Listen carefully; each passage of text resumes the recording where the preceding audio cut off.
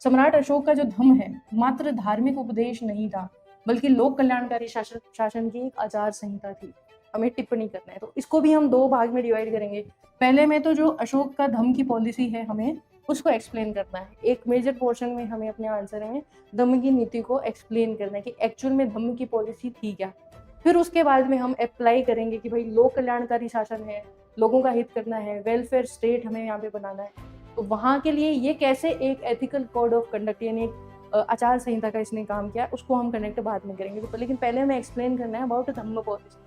तो हम अब आते हैं कि धम्म था क्या। तो कलिंग युद्ध के जब कलिंग युद्ध समाप्त हुआ था, वो रक्तपात जब खत्म हुआ था, तब अशोक ने भेरी घोष यानी युद्ध की घोषणा करने की नीति को त्याग कर और धम्म घोष को अपनाया था, यानी धम्म की नीति को अपनाया था।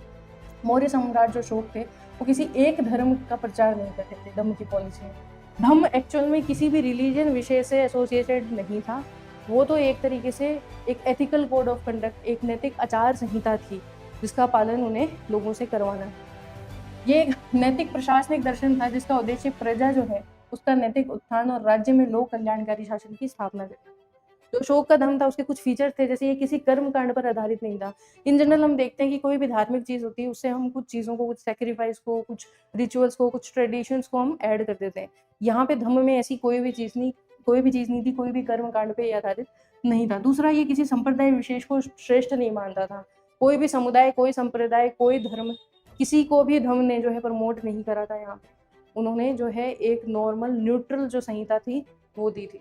फिर सार्वभौमिक मानवीय मूल्यों पर आधारित था। जो भी नियम थे वो सभी के लिए समान थे और ऐसे कुछ मानवीय मूल्य जो सार्वभौमिक होंगे, सभी में होने चाहिए, उस पर ये डिपेंडेंट था। तो ये हमने धम्म की जो पॉलिसी थी या धम्म का जो कंसेप्ट था अशोका ने जो अडॉप्ट किया था उसको हमने यहाँ पे एक्सप्लेन किया।